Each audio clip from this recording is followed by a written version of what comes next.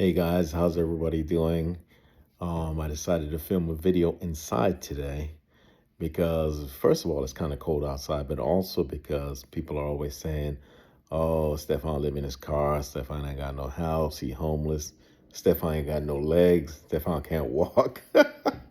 So I said, let me just show you guys that I can. Yeah. So today's story is centered around the fact that when you're a Lyft driver or Uber driver, a lot of times you got to go to the bathroom.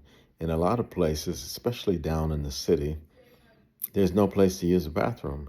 And most restaurants want you to buy something, which you can't blame them for. I don't know, you would think that restaurants would be a little bit more friendly or buildings would be a little bit more friendly to Uber drivers, but hey, anybody could walk in and lie and say I'm an Uber driver.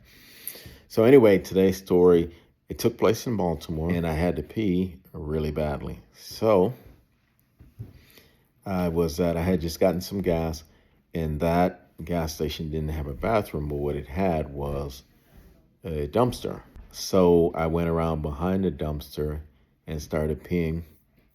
And right in mid pee, I guess you can call it, I realized that somebody was living back there. And I felt bad because, of course, it's very hard to stop peeing once you start peeing. But the person had a whole setup. I mean, they had a lawn chair as their, you know, lazy boy, whatever you want to call it. They had a carpet, which is a floor mat from a Hyundai Elantra. They had a trash bag. They had a milk crate acting as an ottoman or a coffee table, however you want to look at it.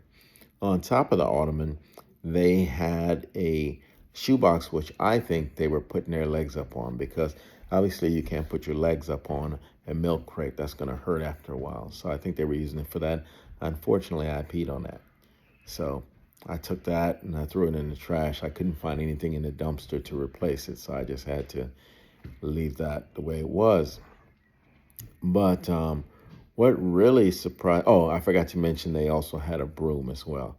But what really surprised me is the elaborate setup they had for hanging up their jacket and other clothing. It was something that would have had to been bought at like a Home Depot or a Lowe's or something like that, maybe Walmart. And I don't know if they bought it or just, came up on it, as we used to say back in the day. But they had it set up right, just perfectly.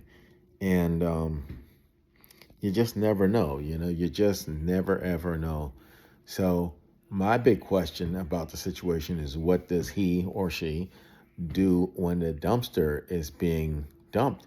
And I guess they just move their stuff and hope that the truck puts the dumpster right back where it was. Because obviously, if the truck puts the dumpster too far back, it's going to encroach on their little area back there. So, and I don't know how long they've been doing it, but I mean, they had their little setup nicely. The next thing that was weird is there was a diaper. I used diaper. You know how the baby uses the diaper and you tie it up nice and tight. Put the use the sticky things to tie it up nice and tight. One of those was under his chair, and I don't know if somebody came up to the dumpster to throw it in and it went over, or if that's how he uses the bathroom and he just put it under there. One would think he would throw it in the dumpster itself. Tell me in the comments what you think, who it might have been, how long they might have been there, what the story was with the diaper. Should I have noticed that somebody was living there before I peed? I had to go really bad though.